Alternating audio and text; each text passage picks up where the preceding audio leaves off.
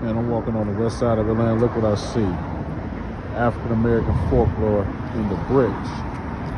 And you go a little bit further up, you're gonna see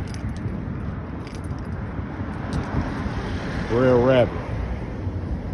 I taught y'all about Brer Rabbit before and how that comes from a Khan tradition amongst the Anansi. Sometimes you don't even know where you will find African spirituality. Brer Rabbit. Now I wonder, y'all, some of y'all are like, how did he go from Niambi to Brer Rabbit? And what does that have to do with anything? Keep watching. I'll explain. The 1946 Disney film Song of the South is a frame story based on two Brer Rabbit stories, The Laughing Place and The Tar Baby. The character Brer Rabbit was voiced by John Lee in the film and is portrayed as more of a lovable trickster than previous tales. Disney Comics started starring that version of Brer Rabbit having produced since 1946. What was Walt Disney's inspiration for Brer Rabbit? I will tell you. Prior to becoming enslaved, the Cro-Magnons, or the Akans, were usually a part of the highly organized and stratified Akan groups such as the Ashanti Empire. Akan states were not all the same, but 40 different groups in the mid-17th century did share a common political language. These groups also shared mythology, such as a single powerful god Niambi and Anansi stories. These stories spread to the New World and became Anansi, Anansi Drew, or Brer Rabbit stories in Jamaica, the Bahamas, and the southern United States, respectively. That's right.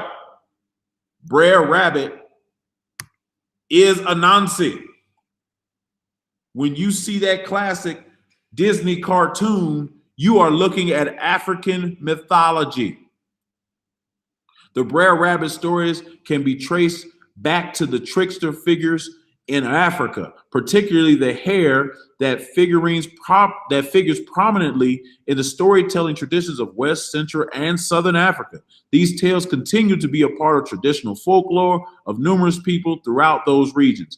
In the Akan traditions of the West Africa, the trickster is usually the spider, Anansi. Though the plots in his tales are often identical with those of the stories of Brer Rabbit, however, the Anansi does encounter a tricky rabbit called Adanko, which in Twi means hare, in some stories. The Jamaican character with the same name, Brer Rabbit, is an adaptation of the Anansi stories of the Akan people.